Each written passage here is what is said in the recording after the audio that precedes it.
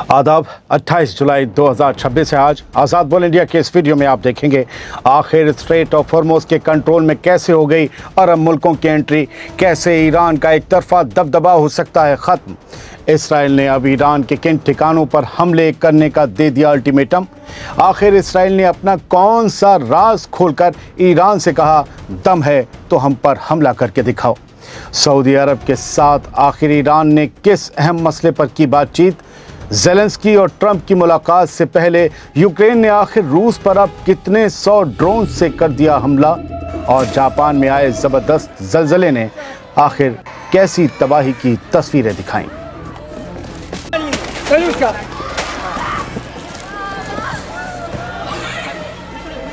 तो सारी बड़ी खबरें हैं और तीसरी खबर बड़ी दिलचस्प है।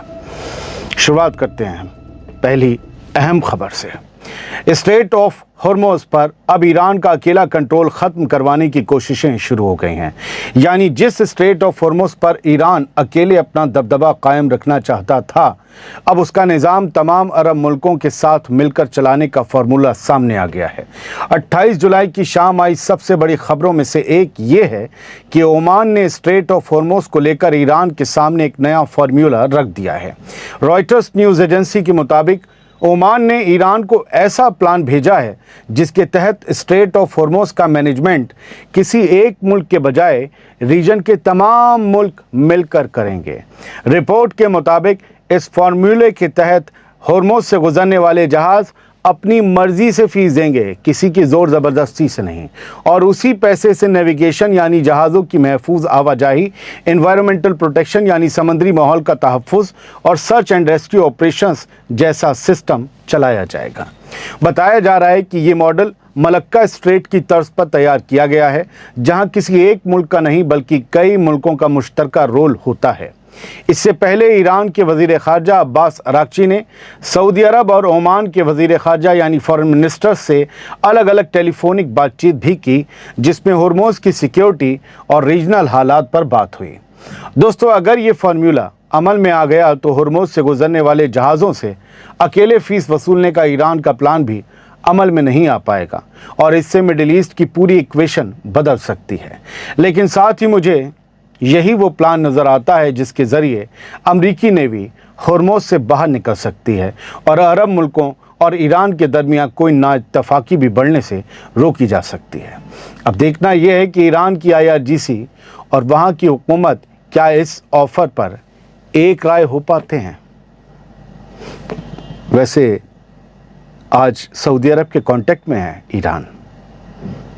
ऐसा ना हो कि सब कुछ इस तरीके से ईरान ही कर रहा हो ताकि अमरीकी ने भी यहाँ से निकले। इसराइल के अंदर जंग के मस्से कम नहीं हो रहे हैं। वो मस्से इसराइली हुकूमत और डिफेंस मिनिस्टर ऑफ इसराइल को लगातार काट रहे हैं। मस्से कितने तकलीफ़ देते हैं ये कुछ लोगों को पता होगा। इसराइली हुकूमत और उसका डिफेंस मिनिस्टर अब भी ईरान पर नए हमले करने के लिए बेचैन दिखाई दे रहे हैं। शायद वो ईरान के पिछले मिसाइल हमलों में अपने शहरों की तबाही और एयर डिफेंस की नाकामी भी भूल चुके हैं।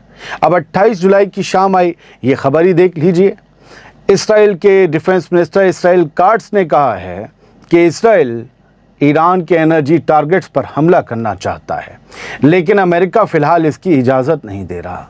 काट्स के मुताबिक अमेरिका को डर है कि अगर ईरान के ऑयल और गैस इंफ्रास्ट्रक्चर पर हमला हुआ तो ईरान भी जवाब में रीजन में दूसरे मुल्कों पर हमला कर सकता है, जिससे पूरी दुनिया में ऑयल क्राइसिस पैदा हो सकता है। लेकिन दोस्तों, इसराइल काट्स ने इसके बावजूद धमकी देते हुए कहा कि अगर इसराइल को मौका मिला तो वो ईरान को 40 साल पीछे धकेलने के लिए तैयार है। और ईरान क्या करेगा?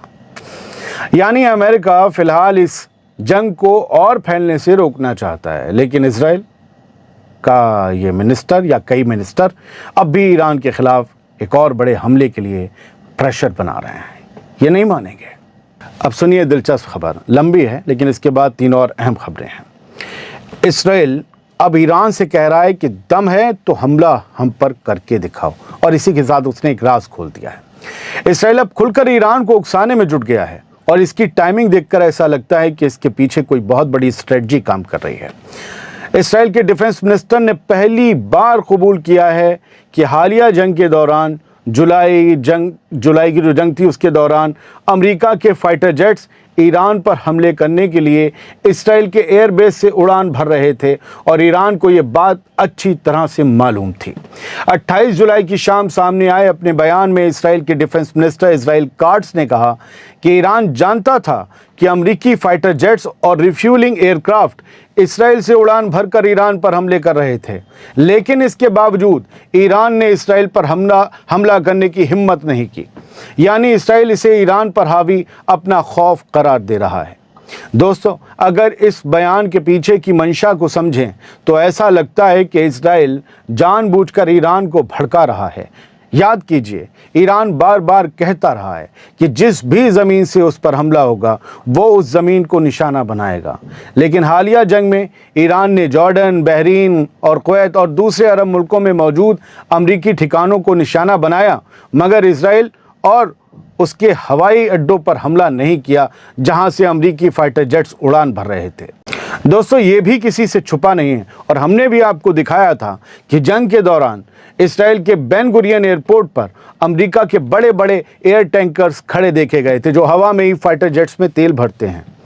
उनकी तादाद इतनी ज़्यादा थी कि हज़ारों इजरायली मुसाफिरों की फ़्लाइट्स कैंसिल करनी पड़ी और बाद में कई टैंकर्स को इसराइल के दूसरे एयरबेस पर रेमोन वगैरह पर शिफ्ट किया गया। अब जंग थमने के कई दिन बाद, 3-4 दिन बाद, खुद इसराइल दुनिया को ये बता रहा है, कबूल कर रहा है, इकरार कर रहा है, हाँ, हमारी ज़मीन से अमेरिका ने ईरान पर हमले किए थे, आ जाओ लड़ लो। यानी क्या इसराइल ईरान को ये कहकर उकसा रहा है कि अगर दम है तो अब हम पर हमला करके दिखाओ। दोस्तों, फिर कहता हूँ कि इस इकरारनामे की टाइमिंग भी गौर करने वाली है और गौर कीजिए। एक तरफ वॉशिंगटन में बेंजामिन नेतन्याहू डोनाल्ड ट्रंप के साथ मौजूद है आज की तारीख में, दूसरी तरफ तेल अवीव में बैठा उसका डिफेंस मिनिस्टर ईरान को खुला चैलेंज दे रहा है। और ये सब ऐसे वक्त हो रहा है जब लग रहा है कि अमेरिका और ईरान के बीच बातचीत किसी नतीजे की तरफ बढ़ रही है। स्ट्रेट ऑफ हॉर्मुज़ पर नया निज़ाम बनने की बातें हो रही हैं और जंग के थमने की उम्मीद भी साफ दिखाई दे रही है।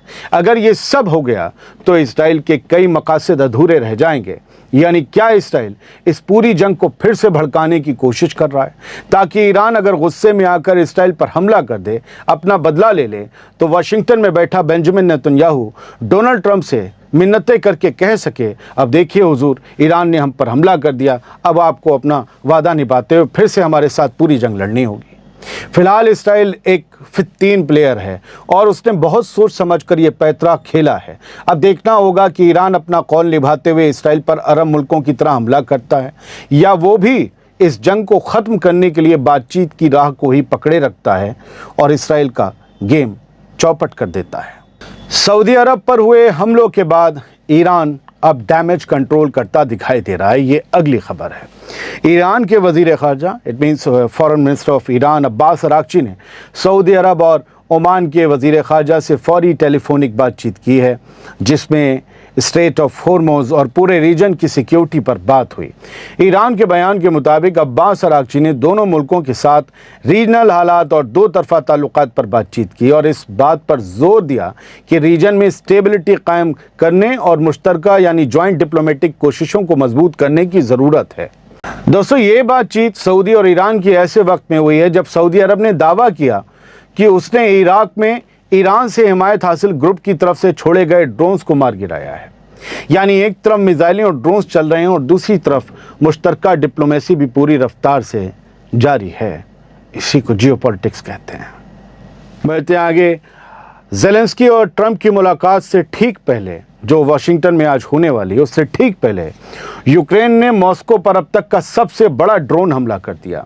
रूसी मीडिया और मॉस्को के मेयर सरगेई सोबियानिन के मुताबिक बीती रात से शहर तक 390 से ज़्यादा यूक्रेनी ड्रोन मॉस्को रीजन की तरफ दागे गए, सिर्फ मॉस्को रीजन की तरफ। रिपोर्ट्स के मुताबिक इन्हीं हमलों के बाद मॉस्को रीजन में मौजूद एक बड़ा लॉजिस्टिकल सेंटर आग की लपटों में गिर गया, जिसकी तस्वीरें भी सामने आई हैं। ये हमले ऐसे वक्त पर हुए हैं जब कुछ ही घंटों बाद यूक्रेन के सदर व्लादिमीर ज़ेलेंस्की और डोनाल्ड ट्रंप की मुलाकात होने वाली है। दोस्तों, ऐसे में सवाल ये है, क्या यूक्रेन ने यह हमला महज एक फ़ौजी ऑपरेशन के तौर पर किया है या फिर ट्रंप से होने वाली मुलाकात से पहले रूस पर अपना दबाव और ताकत दिखाने का एक पैगाम भी दिया है। हो सकता है जब आप ये खबरें देख रहे हों तो ज़ेलेंस्की और ट्रंप मिल चुके हों, कोई ऐलान कर चुके हों। जापान एक बार फिर से ज़बरदस्त ज़लज़ले से हिल गया है और इस बार ज़मीन ऐसी कांपी कि सदियों पुराना कुमामोटो किला भी धूल के गुबार में छिप गया। 28 जुलाई को जापान के कुमामोटो प्रीफेक्चर में 7.1 मैग्नीट्यूड का ज़बरदस्त ज़लज़ला आया, जिसका मरकज़ समंदर के नीचे सिर्फ 10 किलोमीटर की गहराई में था। स्टोर्स हिल गए, शॉपिंग करने वाले लोग दहशत में आ गए। ज़लज़ले के फ़ौरन बाद सामने आई लाइव तस्वीरों में हिस्टोरिकल ऐतिहासिक कुमामोटो कैसल बुरी तरह हिलता दिखाई दिया, जबकि पूरे इलाके में धूल धुएं जैसे गुबार फैल गए। जापान की मौसम एजेंसी ने इसके बाद सुनामी वार्निंग भी जारी कर दी और कहा कि करीब 1 मीटर तक ऊंची लहरें उठ सकती हैं। दोस्तों, जापान दुनिया के उन मुल्कों में शामिल है जहां बड़े ज़लज़ले आना आम बात है, लेकिन हर बार इतना ताकतवर झटका ये याद दिलाता है कि कुदरत के सामने इंसान की सारी ताकत, सारी टेक्नोलॉजी कितनी छोटी पड़ जाती है। जापान की तूती बोलती है टेक्नोलॉजी के मामले में। ज़मीन के अंदर क्या चल रहा है, कब चल रहा है, कुछ पता नहीं चलता। इसी को कुदरत कहते हैं, इसी को सुप्रीम पावर कहते हैं। सुपर पावर तो कोई भी हो सकता है, आज कोई कल कोई और। कभी सिकंदर, कभी मंगोल, कभी हिटलर, कभी नेपोलियन, सब ने अपने अपने ज़ोर दिखाया। आज वाले अपना ज़ोर दिखा रहे हैं। कहाँ हैं वो लोग? वहीं जाएंगे ये वाले भी, लेकिन सुप्रीम पावर हमेशा रहेगी। आज़ाद बोल इंडिया आप ही का चैनल है। जिन्होंने सब्सक्राइब ना किया हो, सिर्फ उन्हीं से कह रहा हूँ कि सब्सक्राइब कर लीजिए ताकि आपको नोटिफिकेशन मिलता रहे, क्योंकि बहुत से लोगों को नहीं मिल रहा है। बहुत बहुत शुक्रिया। सलामत रहिए, खुश रहिए।